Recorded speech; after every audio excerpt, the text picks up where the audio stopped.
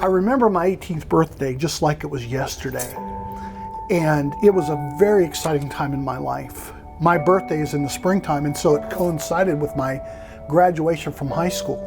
There was a lot of exciting things going on.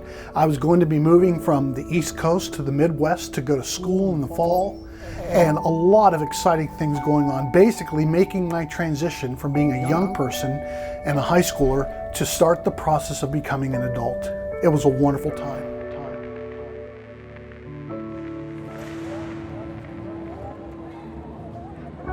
When I went to Guatemala and I started talking to some of the older orphan kids that we worked with down there, I started to see that a lot of them feared the prospect of having to turn 18 years old.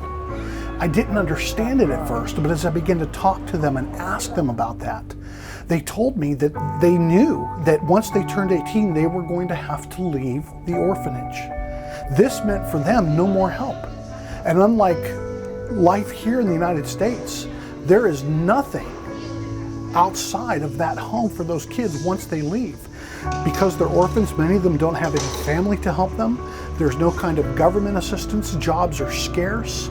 And so the prospect of having to turn 18 and leave the orphanage is really, truly frightening for these kids, because it means they have an uncertain future.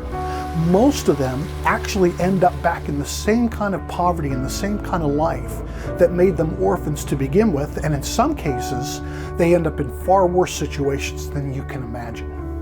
According to a recent UN report, 33 people are caught up in sex trafficking rings every single day in Guatemala, with the vast majority of them being vulnerable young girls. The problem is so difficult and so bad in Guatemala, and it's so great and there's so many involved, that the income from sex trafficking rings equals an amount that is 2.7% of Guatemala's gross domestic product.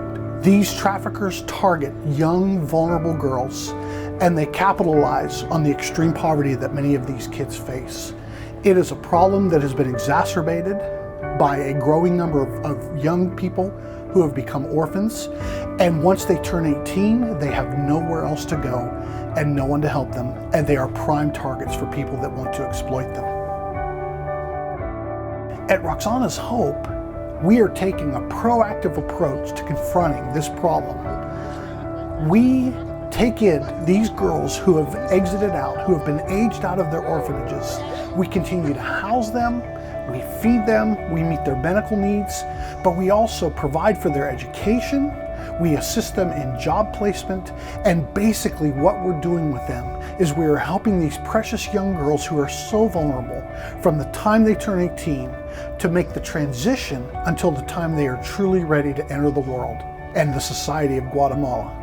And so, in essence, what we are doing is we are confronting the past, impacting their present, and giving hope to their future.